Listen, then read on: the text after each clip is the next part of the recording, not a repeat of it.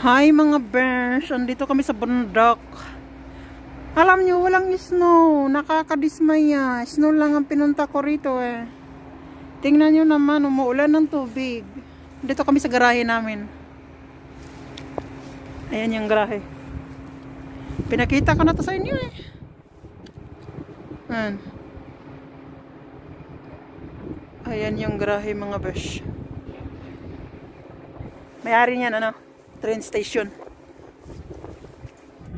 Ang pangit kabanding ng regla ko mga besh. Ngayon talaga Ngayon talaga siya lumabas. Sakit ng ulo ko. Tapos masakit pa yung puson ko. Alam niyo mga besh, magpalit na nga lang tayo ng mattress. Alam niyo, hanap ako ng hanap dito. Lagayan ba? Itong lagayan. Ito. Ano pala, nakalimutan pala namin siya dito sa ano. Sa sasakyan dito sa bundok nung nakaraan namin pumunta. Alam niyo mga besh, excited ako pumunta dito sa bundok kasi sa snow. At bukod sa snow, may ginawa kasi akong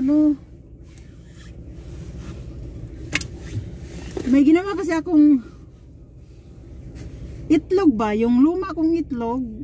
Ginawa ko siyang itlog maalat nung October pa yun mga besh. October ba yun o September, basta October ata, tapos November. Mga bes, ano na kaya nangyari nun? Ilang buwan na siya. Na-overdose na yun. Nasubrahan na sa alat yun. Mamaya check natin pagdating namin sa sa maliit namin kubo-kubo. Pero bago kami pupunta doon, kakain muna kami ng tanghalian. Kailangan kong manghiram ng baso, or baka may baso doon sa Saigon, kasi kailangan kong uminom ng gamot. Hindi ko kaya yung sabay na sakit yung ulo ko, sakit pa yung puson ko, baka mamatay akong bigla mga besh. Kailangan kong uminom ng gamot. Ano, dost? Tampot taska. Ano. Hoy mga besh, nangyari dito sa ano ko? Itlog ko. Na-overdose na tong itlog ko. Dadalhin ko na lang to doon sa among accommodation. Oy, ay, ito ba yits ka? Ano? I need to bring Herivayitska. Ay, midlo na ho. Huy, mga besh, di anami sa mong kubo-kubo.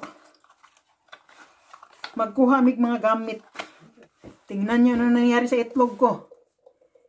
Ito yung itlog ko, no, noong ano pa to, October ata. Oo, October eh. Mga besh, mag-January na. December 16 na mga besh. Na-overdose na to kakababad sa, sa asin. Wait lang mga besh. Prepare ko muna yung mga dadalhin namin mga besh. So nagdadala kami ng mga kaldero. Ayan. Mayroon naman yan sa mga accommodation. Pero in case of emergency, di ba? Hindi kami mamroblema kung walang kaldero pang saing. So magdala na lang kami. Lagi kaming may dalang ganyan.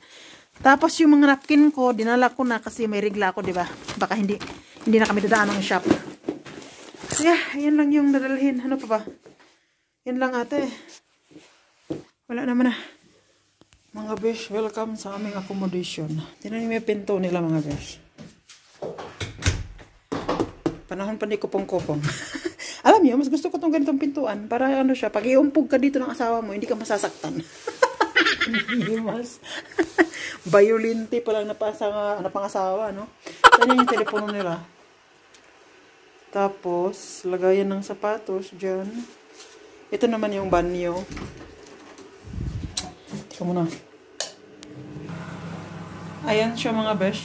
Tapos, pagbukas ko kanina dito, ito yung nakita ko mga besh. Nagulat ako, ninervyos ako. Ayan. Ayan. Ganyan yung reaction ko kanina pag open ko. Tapos, ayan yung pinakauna kong nakita mga besh. Ninervyos ako sa picture na yan. So, ayan, marami silang pa-toiletries. So, ayan yung CR mga besh. Paunguna na to. Ang kanilang kalendaryo. Anong taon na ba to? Ay, sus Marimar. 2020 pa man eh. To Transkistarva. So, diya pala kami sa Transkistarva mga besh. Ayan yung cabinet nila. Mga gamit namin yan mga besh. Tinan mo ito, asawa ko nagkakalat na. Ayan yung mga dala namin. Ayan yung lamesa mga besh. Tapos, basurahan. Ayan yung kitchen. Latuan. So yeah, ayan yung itsura ng ano, kitchen. Ganyan yung itsura niya. May pa Christmas light si Mayor dito. Tapos microwave. Ay, makalumang panahon talaga yung radyo nila mga besh. Ay, meron pa yung lagayan ng ano, CD. Tapos yung warm andun sa ilalim. Ito naman yung ref. Nilagay na namin yung ibang pagkain namin. Tapos, andito yung plato, baso, tasa. Ayan. Ano ba dito sa taas? Ha? Chichiburichi mga besh. Tapos, ito, kutsara. Yung mga sandok. Yung nandito. Muya. Muya. Mali. Kailangan ni housemate ng ganyan eh. Kasi sa rice niya. Tapos, ayan, mga taparan, sangkalan. Ah, meron palang malaki.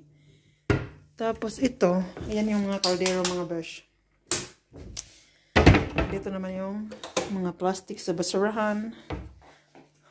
Ito naman, itong cabinet na to is mga sapatos, ay mga ano ba, yung pambahay, katulad niyan.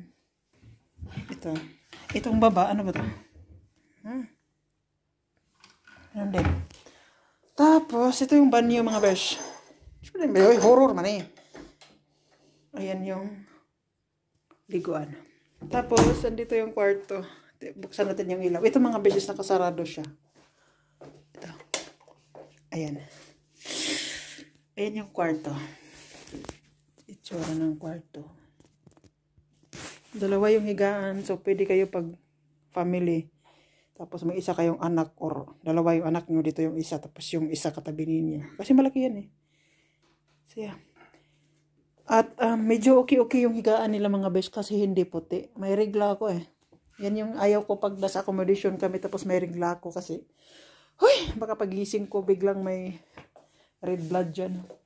So yeah, ganyan yung itsura sa kwarto. Yung doon is balcony siya mga besh. So yeah, ayan yung accommodation namin. 15 euro ang isang tao sa isang araw. So dalawa kami ni housemate, 15 sa kanya, 15 sa akin. Apartment pala to mga besh, no? As in, yung building ng mga apartment. Dito kami sa loob ng 4 na araw. Andito yung mga dala namin eh. Andito ata yung kape. Ay, Jesus Maria. Wait lang. Kita niyo ba ako? Tatchoy. Sibuyas. Pero yung sibuyas namin dun sa maliit naming kata sa bahay kubo namin. Dinala ko. Kasi may sibuyas pala kami doon. Buti hindi siya nasira. Tapos saging. Kasi yung housemate ko pag umagahan niya. Apple. Oriabel ko. Sa Slovak. Yan yung binili namin sa Kaufland. Saka bumili akong klabasa. Tapos isang mangga. Hindi na kayo nakita mga besh. Tapos patatas. Kamote. Ang aking paborito, Vianotska. Na ano, classic ka lang yung binili ko. Classic na Vianotska. Dinala ko yung pansit ni housemate. May cellphone na talagang mahog ngayon ba? May cellphone talagang masira ba? Pag nahog. Oh, may gunting pala dito. Tingnan niyo yung gunting ang liit-liit.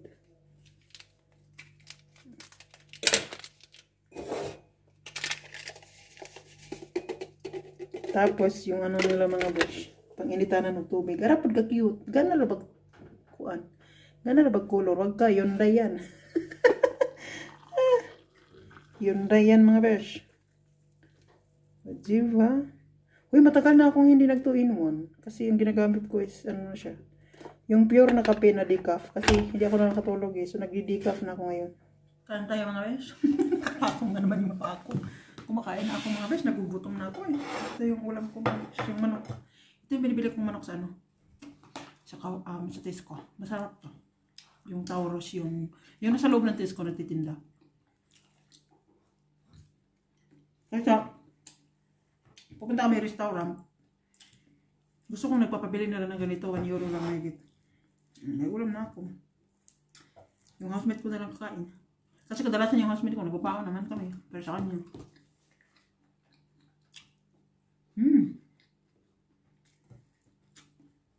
Nagutom ako mga bes kasi kanina. Hindi ako masyadong kumain tanghalian kasi sumakit yung ulo ko, sumakit yung pipi ko. Sumakit lahat. May rigla kasi dito. Di na area mga bes. Masakit lahat mga bes. Mainit ang ulo ng bisi nyo. Mga bes. Kita nyo ba ako? Hayaan nyo na kung hindi nyo ako kita. Kita, na vlogger, no? So, ito na. Lah. Wala masyang amoy mga besh.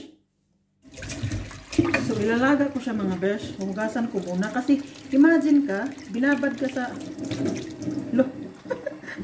Natanggal yung kulay brown yung mga besh, oh. Natatanggal yung kulay brown niya, oh. Ayan. Ayan. Nakakaluka yan, oh. Siguro sa sobrang tagal niya nakababad sa asin, no? Sa 15 minutes ko na siyang pinakuluan. Patayin ko na kaya to mga besh.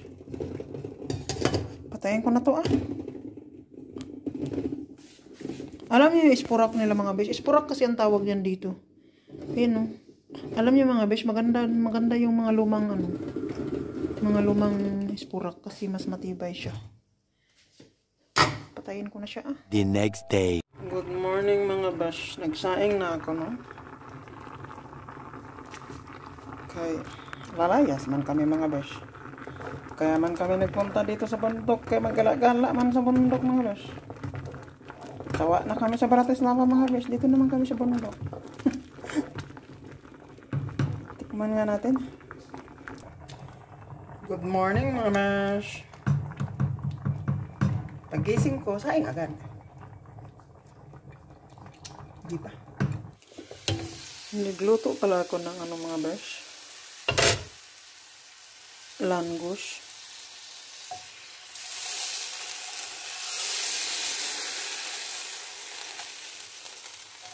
Walang oil eh. Ano ba yan? Hinanyan ko lang siya. Nilagyan ko siya ng konting tubig. Kapatong yung paa ni Vision niya. Pag pinapansin niyo yan, problema niyo na yan. Oh, ganyan yung itsura niya mga besh, oh. Sa ating itlog na ano. Tingnan natin mga besh, ay tikman natin. Ito yung kulay dilaw niya, oh. Hindi man siya nag-ano. Hindi man siya tawag oil. Pero, ano yan? Tikman natin. Hindi siya ganun kaalat. Babaonin ko to. Hindi siya maalat mga besh. Sakto lang. Yung hindi ka mamamatay. Hindi ka magkaka-kidney stone. Good. You want yellow?